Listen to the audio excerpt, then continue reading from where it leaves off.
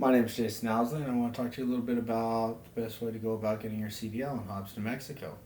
I went about this about 3 years ago. My employer had asked me to get one because they wanted me to be able to do something when work was slow, so I'd be able to drive a truck when it was cold or when it was rainy.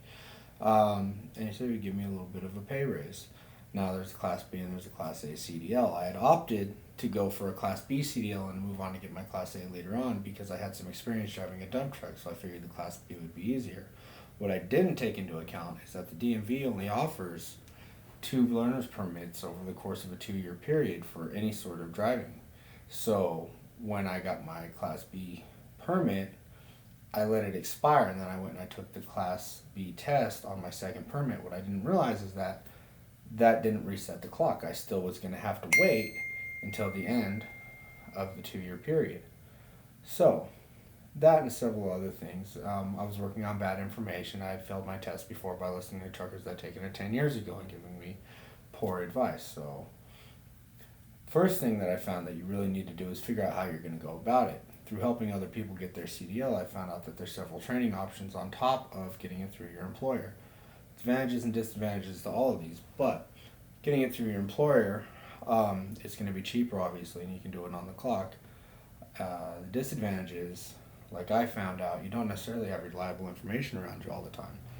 Um, and the other downside to that is that you will probably have to sign some sort of contract. No employer is going to want to help you get your CDL so you can move on to somebody else and get a better paying job. Just wouldn't make sense for them.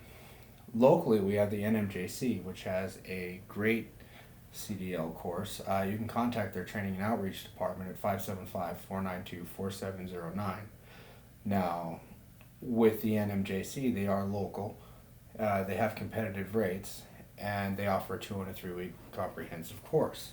So the training is very, very thorough if you've got the time to do it. One downside to that is they tend to be booked very far out. Sometimes you got 3, 4, even 5 months. This is one reason that's very important to know how you're going to go about it before you even go down to get your permit. One other option that I found was Train at New Mexico. There's a gentleman named Curtis Thomas that works there. His number is 575-840-9555. His price is about the same, but he's a little more flexible as far as the days go. My roommate was able to do the course on weekends. That way he wouldn't have to interfere with his work schedule.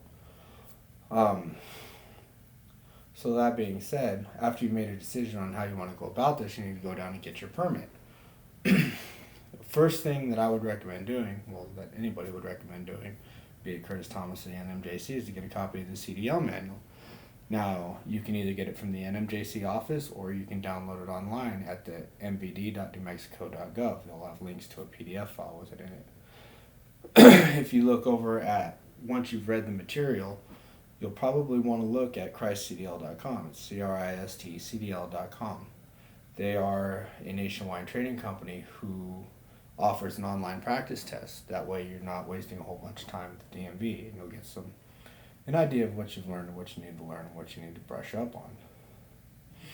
So, after you're ready, you can go down to the DMV. The local DMV charges $4 per test, or at least they did at the time that I did it. Depending on what class of CDL you're going to get and what endorsements you wish to have, you're going to, it's going to vary on how many tests that you have to take. After you take it and you pass the test, the next thing you're going to want to do is obtain a DOT medical card. You can do that at a variety of local doctors and hospitals. I did it at Jeff Tabor. I went to a chiropractor for it. If you look in the yellow pages, though, they have a whole section with a list of places that you can get DOT physicals at.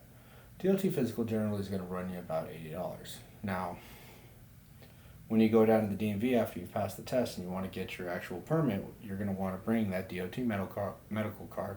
You're going to need 2 proofs of residence. I personally used a reference from a landlord, but you can use a bank statement, a payroll stub. There's a variety of other things. They'll have a whole list of stuff that you can bring down to them. And you're going to need a state-issued birth certificate, social security card, and some sort of picture ID that's state-issued. They're very particular as far as CDLs go, especially with New Mexico is now starting to adhere to the Real ID Act. Anyways, once you go down and get your CDL, your CDL permit, you're ready to go. congratulations. All you got to do is go about your chosen path.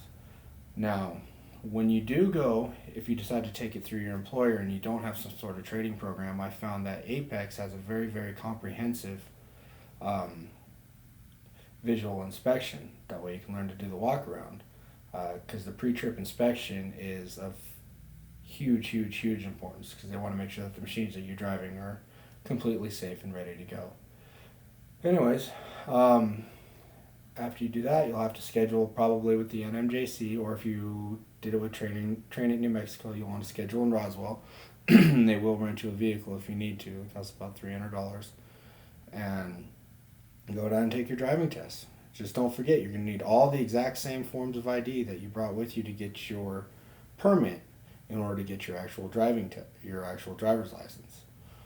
Anyway, so I hope that was very informative, and I hope it helps. Have a nice day.